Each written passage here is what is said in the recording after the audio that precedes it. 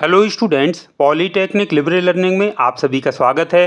तो dear students, आज हम बात करने जा रहे हैं automobile maintenance, servicing and repair का जो चौथा चैप्टर है, जिसका टाइटल है electrical system repair and maintenance. तो ये पूरा का पूरा जो सिलेबस है इस चैप्टर का, आज के हम इस पूरे एक वीडियो में कवर करेंगे। सिलेबस आप सभी के सामने है और इसके बारे में हम पहले भी डिस्कस कर चुके हैं। तो पूरे सिलेबस का ये जो निचोड़ है, ये मैंने रेड से इसको बोल्ड कर रखा है। जैसे इसमें स्टार्टर की एक बात होगी, दूसरा बुसेस की बात होगी, आर्मेचर है, कम्यूटेटर्स है, डायनेमो है। तो ये वो जो मेन टॉपिक्स हैं जो पिछली परीक्षाओं में पूछे गए हैं और जनरली पूछे जाते हैं। तो मतलब ये पूरा का पूरा जो चैप्टर्स है, ये पूरा चैप्टर है, ये 1 2 3 4 5 6, ये सारे 5 6 लगभग टॉपिक्स हैं, इन पर ही पूरा बेस्ड है। तो ये electrical system repair and maintenance यानी इलेक्ट्रिकल सिस्टम के प्रमुख घटकों में starter, buses, armature, commutators, dynamo इत्यादि हैं, और जैसे इलेक्ट्रिकल हॉर्न भी है। तो ये सारे टॉपिक्स हैं और इनके ही रिपेयर एंड मेंटेनेंस के बारे में हमको बातचीत करनी है। तो आइए हम शुरुआत करते हैं सबसे पहले स्टार्टर से। तो स्टार्टर क्या होता है और स्टार्टर के फंक्शंस या कार्य क्या होते हैं, इसको हम देख लेते हैं। तो सबसे पहले स्टार्टर, देखिए नाम से ही पता चल रहा है, स्टार्टर मतलब जो किसी चीज़ को स्टार्ट करे या प्रारंभ करने के लिए जिसका प्रयोग किया जाए। तो ये स्टार्टर, इसको स्टार्टर मोटर भी कहा जाता है। तो स्टार्टर एक विद्युत मोटर है जो इंजन को प्रारंभिक गति प्रदान करता है, जिससे इंजन स्वयं चलने लगे।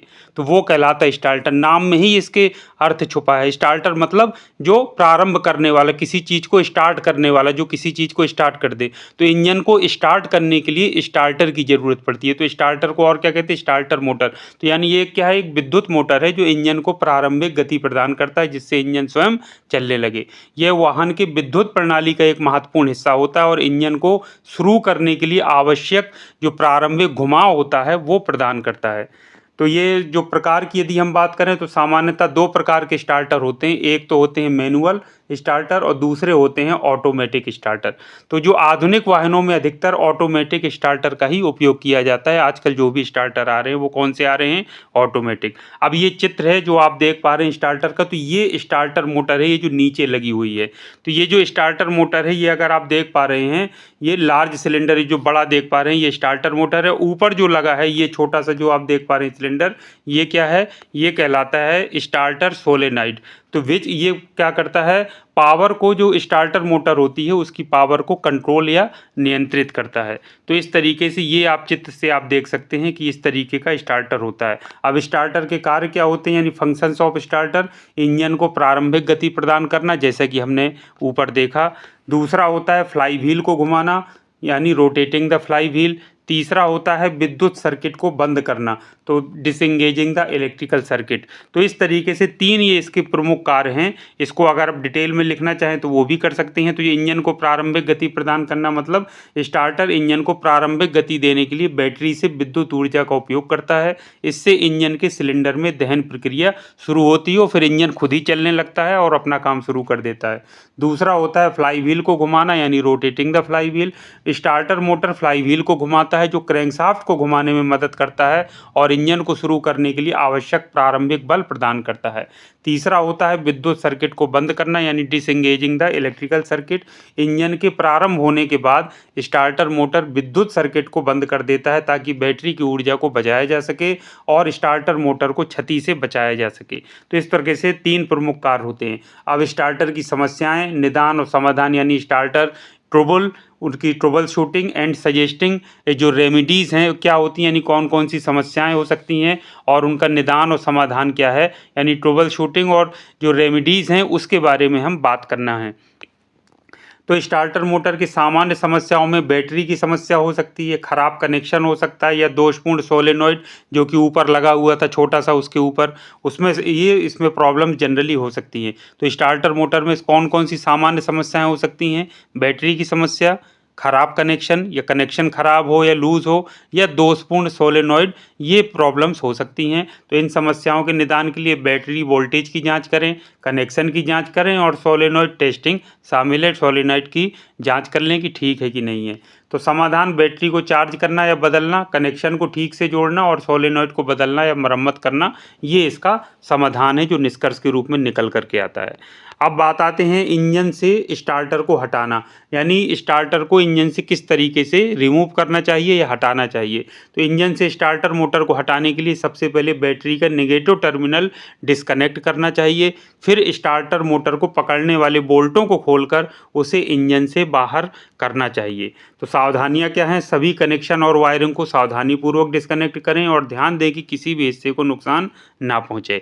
अब स्टार्टर की मरम्मत कैसे करते हैं, repairing the starter. Starter motor की मरम्मत में दोषपूर्ण भागों की पहचान करना और उन्हें बदलना या सुधारना शामिल है। इसमें सोलेनॉइड, ब्रश, कम्यूटेटर और आर्मेचर की जांच और मरम्मत शामिल हो सकती है। प्रक्रिया क्या है इसको पूरा करने की, सभी हिस्सों को साफ करना, आवश्यकता अनुसार उन्हें बदलना और स्टार्टर को फिर से सही तरीके से असेंबल करना, ये पूरी प्रोसेस है जो फॉलो की जाती है। अब बात आती है बुसेज और बुसेज के कार्य क्या हैं। बुसेज और ब्रश यूज होते हैं, आप सभी ने जरूर पढ़ा होगा इसके बारे में। तो बुसेज क्या है, मशीनरी और वाहनों में उपयोग किए जाने वाले घटक होते हैं जो धातु के दो भागों के बीच घर्षण को कम करने के लिए लगाए जाते हैं। तो ये धातु या गैर धातु पदार्थों से बने हो सकते हैं और विभिन्न आकारों में उपलब्ध होते हैं।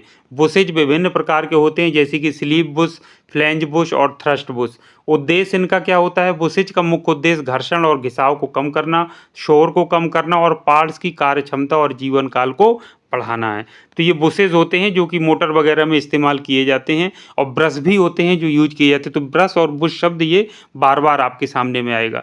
तो बुशेज का क्या काम है, मशीनरी और वाहनों में जो ये प्रमुख घटक है जो घर्षण को कम करने के लिए लगाए जाते हैं। ये धातु के भी बने हो सकते हैं, गैर धातु पदार्थ के भी बने हो सकते हैं और विभिन्न आकारों में उपलब्ध होते हैं। और इनका मुख्य उद्देश्य होता है घर्षण और घिसाव को कम करना, शोर को कम करना और पार्ट्स की कार्य क्षमता और जीवन काल को बढ़ाना। अब बुशेज के कार्य फिर वही चीज़ें सामने आ गई, वही कार्य। पहला घर्षण को कम करना यानी रिड्यूसिंग फ्रिक्शन, दूसरा आपका हो गया घिसाव एवं टूट फूट को कम करना यानी रिड्यूसिंग वेयर एंड टियर, और तीसरा होता है शोर को कम करना, तो ये होगा रिड्यूसिंग नॉइज, और चौथा होता है संरेखण में सहायता करना यानी असिस्टिंग इन अलाइनमेंट। अलाइनमेंट में भी ये क्या करता है, हेल्प करता है। अब जो ब्रश होते हैं और बुशेज होते हैं उनका प्रतिस्थापन यानी उनको बदला जाना। तो जब ब्रश खराब हो जाएं या बुश खराब हो जाते हैं या घिस जाते हैं तो उनको बदला जाता है, रिप्लेस कर दिया जाता है। तो स्टार्टर मोटर में ब्रश और बुशेज समय के साथ घिस सकते हैं और उन्हें बदलने की आवश्यकता होती है। तो ब्रश को हटाकर नए ब्रश लगाना और घिसे हुए बुशेज को बदलना आवश्यक होता है। प्रक्रिया क्या है, पुराने ब्रश और बुशेज को हटा दिया जाता है, नए ब्रश और बुशेज को उचित स्थान पर लगाना और ये सुनिश्चित किया जाता है कि वे सही तरीके से कार्य कर रहे हैं, उनकी फिटिंग वगैरह सही है कि नहीं है। अगला है महत्वपूर्ण टॉपिक है वो है आर्मेचर। तो हम इसमें जानेंगे आर्मेचर क्या है और आर्मेचर के कार्य यानी फंक्शंस क्या होते हैं। तो आर्मेचर देखने में कुछ इस तरीके से होता है, एक डीसी आर्मेचर है जो आप अभी चित्र में देखिए, ये इसमें आप देखिए कॉपर की वाइंडिंग लगी हुई है इस तरीके से, और ये शाफ्ट है जिसके बारे में अभी हम बात करेंगे।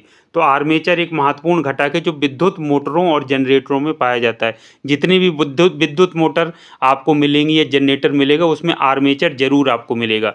तो यह एक घूर्णनशील यानी रोटेटिंग पार्ट होता है जिसमें तांबे के तारों की वाइंडिंग होती है, जो मैंने अभी आपको दिखाई है, ये तांबे के तारों की वाइंडिंग इसमें की हुई है।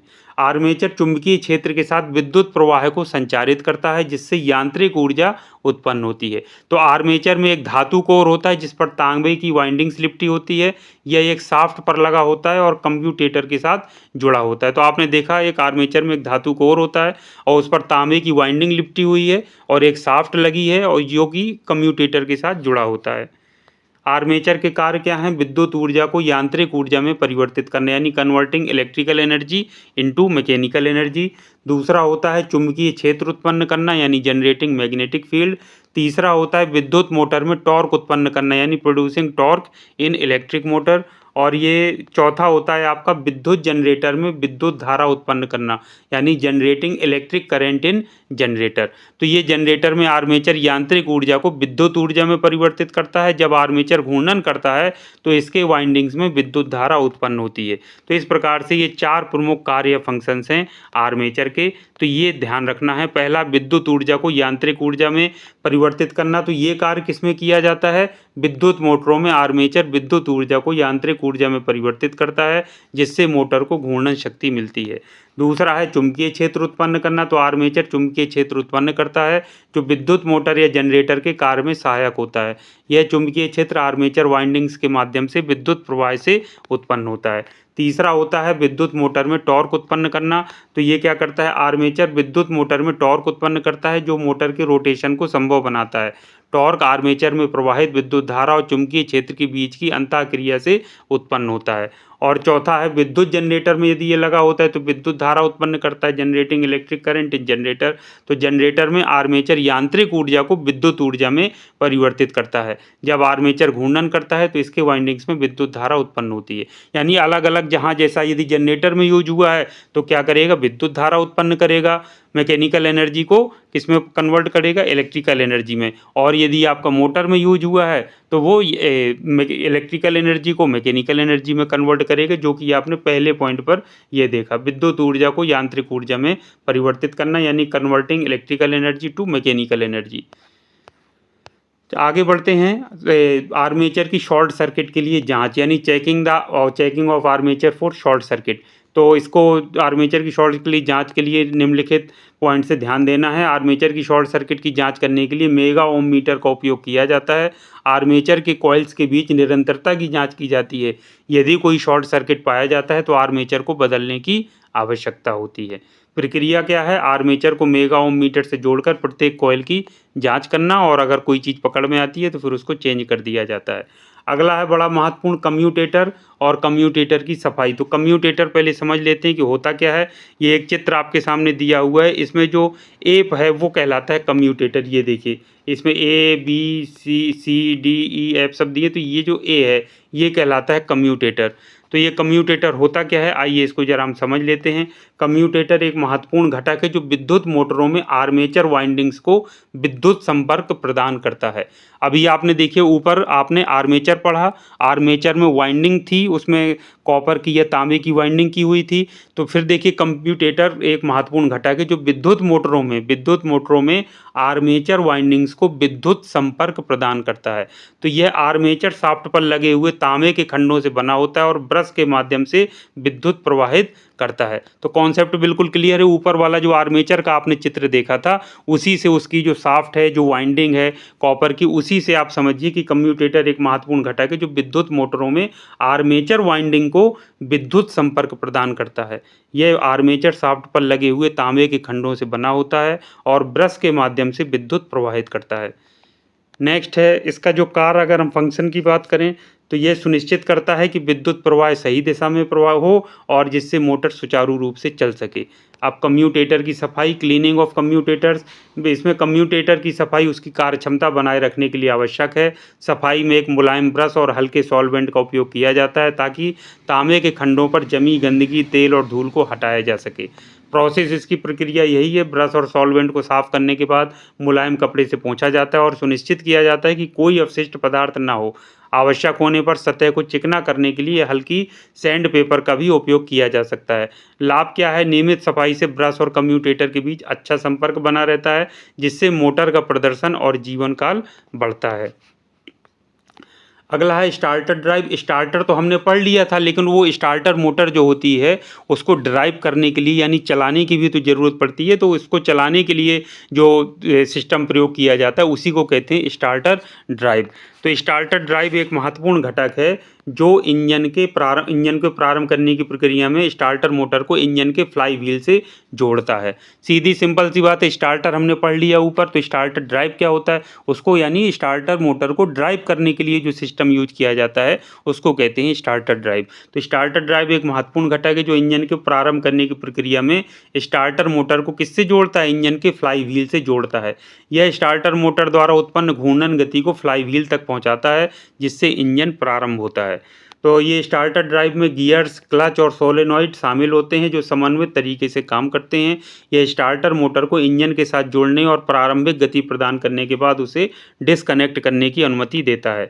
स्टार्टर ड्राइव के कार्य क्या है, फंक्शंस ऑफ स्टार्टर ड्राइव। पहला है इंजन को प्रारंभिक गति प्रदान करना यानी providing initial motion to the engine.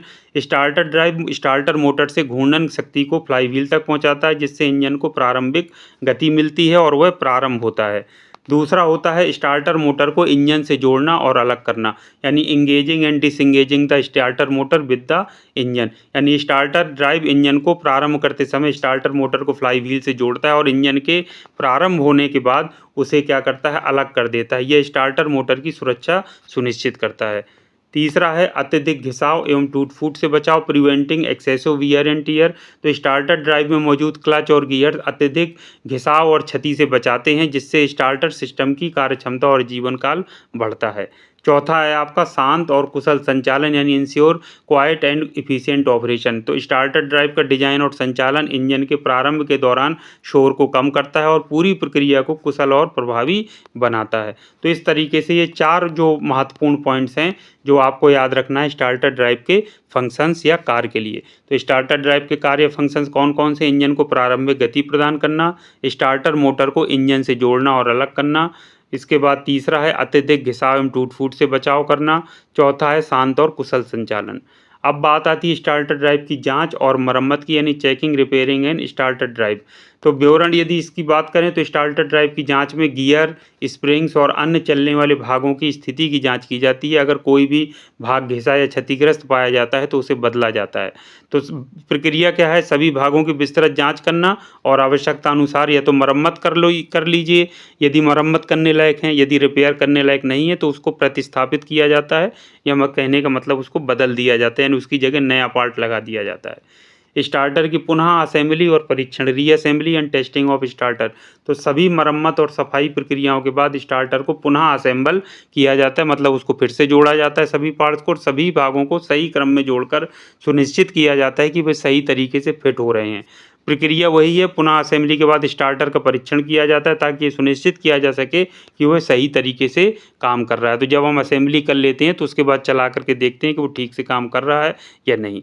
अगला बहुत महत्वपूर्ण टॉपिक है डायनेमो। डायनेमो हम सभी जानते हैं, छोटी छोटी चीज़ों में डायनेमो का प्रयोग किया जाता है। साइकिल में भी लोग डायनेमो लगा करके इलेक्ट्रिसिटी जनरेट करते हैं और उसमें लाइटिंग वगैरह में प्रयोग करते हैं। तो ये डायनेमो क्या होता है और डायनेमो का स्नेहन यानी लुब्रिकेशन कैसे करते हैं, इसके बारे में बात करें तो डायनेमो का एक ये चित्र आपको दिख रहा है, और भी कई सारी यदि कोई सिंप्लीफाइड डायग्राम हो बुक में या नेट से आपको मिल जाए तो उसको आप ज़रूर बना लीजिएगा और एग्जाम में बना के आएंगे तो अच्छा इंप्रेशन पड़ेगा। तो डायनेमो एक विद्युत जनरेटर है जो यांत्रिक ऊर्जा को विद्युत ऊर्जा में परिवर्तित करता है। सिंपली सी बात है। डायनेमो सभी बच्चे, गांव के भी बच्चे खेलते हुए अपनी गाड़ियों में डायनेमो लगाए रखते हैं। आपने देखा होगा साइकिल में भी कई बार लोग लगा लेते हैं तो उससे लाइट मिलती है। जब साइकिल का पहिया घूमता है तो डायनेमो घूमता है और उससे लाइट जलती है। तो ये सीधे सिंपल क्या है, एक विद्युत जनरेटर है जो यांत्रिक ऊर्जा को विद्युत ऊर्जा में परिवर्तित करता है। तो इसका उपयोग वाहनों में बैटरी को चार्ज करने और अन्य विद्युत उपकरणों को ऊर्जा प्रदान करने के लिए किया जाता है। डायनेमो में आर्मेचर, कम्यूटेटर, ब्रश और चुंबक जैसे महत्वपूर्ण घटक होते हैं। तो देखिए एक एक घटकों की बात करते हुए जब हम आए तो डायनेमो में जब हम आए तो उसमें देखिए आर्मेचर भी यूज हो रहा है, कम्यूटेटर भी यूज हो रहा है, ब्रश भी यूज हो रहा है और चुंबक जैसे ये महत्वपूर्ण घटक इसमें इस्तेमाल हो रहे हैं। तो डायनेमो का मुख्य कार्य यांत्रिक ऊर्जा को डीसी यानी डायरेक्ट करंट विद्युत ऊर्जा में परिवर्तित करना है, जिससे वाहनों की बैटरी और अन्य विद्युत उपकरणों को ऊर्जा मिलती है। डायनेमो का स्नेहन, लुब्रिकेटिंग द डायनेमो। तो डायनेमो के सुचारू और कुशल संचालन के लिए इसका स्नेहन महत्वपूर्ण है। स्नेहन डायनेमो के घूर्णन भागों जैसे कि बेरिंग्स और शाफ्ट्स में घर्षण को कम करता है और उनके जीवन काल को बढ़ाता है। प्रक्रिया क्या है? स्नेहन के लिए उपयुक्त स्नेहक यानी जो उचित स्नेहक या लुब्रिकेंट होता है उसका उपयोग करना आवश्यक है। स्नेहन से पहले डायनेमो के सभी आवश्यक भागों की सफाई की जाती है। इसके बाद स्नेहक को बेरिंग्स और अन्य चलने वाले हिस्सों पर लगाया जाता है। लाभ इससे क्या है? स्नेहन से घर्षण और घिसाव कम होता है, डायनेमो के भागों की कार्यक्षमता बढ़ती है और ओवर हीटिंग जैसी समस्याओं से बचा जा सकता है। अब बात आती है बुशेज को बदलना, चेंजिंग द बुशेज। समय के साथ डायनेमो की बुशेज घिस जाती हैं जिससे उन्हें बदलना आवश्यक हो जाता है। बुशेज बदलने से डायनेमो की कार्यक्षमता और जीवन काल में सुधार होता है। तो सबसे पहले हम कैसे बुशेज को बदलते हैं? सबसे पहले डायनेमो की डिसअसेंबल किया जाता है, यानी उसको अलग अलग कर लिया जाता है खोल कर उसके पार्ट्स को, और पुरानी बुशेज को हटाया जाता है। फिर नई बुशेज को सही स्थान पर स्थापित किया जाता है और डायनेमो को फिर से असेंबल कर दिया जाता है और फिर उसकी टेस्टिंग कर ली जाती है। अब सबसे लास्ट में टॉपिक है विद्युत हॉर्न की जांच और सेटिंग या उसकी ट्यूनिंग। तो विद्युत हॉर्न आप सभी जानते हैं वाहन की सुरक्षा के लिए प्रयोग किया जाता है। हॉर्न हम सभी बजाते हैं। तो विद्युत हॉर्न का सही से कार्य करना वाहन की सुरक्षा के लिए महत्वपूर्ण है। नियमित जांच और सेटिंग से हॉर्न की आवाज़ की गुणवत्ता और कार्यक्षमता सुनिश्चित होती है। प्रक्रिया क्या है? हॉर्न की जांच के लिए हॉर्न के विद्युत कनेक्शनों और वोल्टेज की जांच की जाती है। यदि आवश्यक हो तो हॉर्न के आंतरिक हिस्सों को साफ और समायोजित किया जाता है और हॉर्न को सही ध्वनि के लिए क्या किया जाता है? ट्यून किया जाता है। तो इस तरीके से ये विद्युत हॉर्न की जांच और सेटिंग हम कर सकते हैं। कई बार हॉर्न ख़राब हो जाता है तो उसका विद्युत कनेक्शन चेक कर लेते हैं कि ठीक से कनेक्शन है कि नहीं, कहीं से कनेक्शन लूज़ तो नहीं हो गया, तार तो नहीं कट गया। और कई बार वॉल्यूम जैसे डाउन हो जाता है, धीमा बजता है, तो उसकी ट्यूनिंग चेक कर ली जाती है, उसकी सेटिंग ठीक कर दी जाती है, तो वो ठीक से काम करने लगता है। और यदि बिल्कुल ही ख़राब हो जाता है तो फिर नया हॉर्न हम लगा देते हैं। तो ये सारी चीज़ें हैं। इस तरह से आपने जो मेन टॉपिक्स हैं वो देखे, प्रीवियस ईयर के क्वेश्चंस भी आपने देखे थे कि किस तरीके से यही 4-5 इसमें गिने चुने टॉपिक्स हैं जो कि बार बार परीक्षाओं में पूछे ही जाते हैं। तो इन्हीं पर फोकस करके आपको इसकी तैयारी कर लेना है। यदि मैं कोई डायग्राम नहीं बना पाया हूँ क्योंकि जल्दबाजी में समय कम है इसलिए मैंने बनाया है, आपको बुक से या नेट से कहीं से भी कोई डायग्राम मिले यदि सिंपल था तो उसको ज़रूर बना लेना है और परीक्षा में भी उसको बना करके आना है। उससे अच्छा इंप्रेशन पड़ता है, मार्क्स अच्छे मिलते हैं और कॉन्सेप्ट और अच्छा क्लियर होता है। तो उम्मीद करता हूँ आपको पूरा चैप्टर समझ में आया होगा। तो पढ़ते रहिए इसी तरीके से। उम्मीद करता हूँ कि अच्छे मार्क्स से आप पास होंगे। मिलते हैं नेक्स्ट वीडियो में, तब तक के लिए थैंक यू वेरी मच। आप सभी का दिन मंगलमय हो।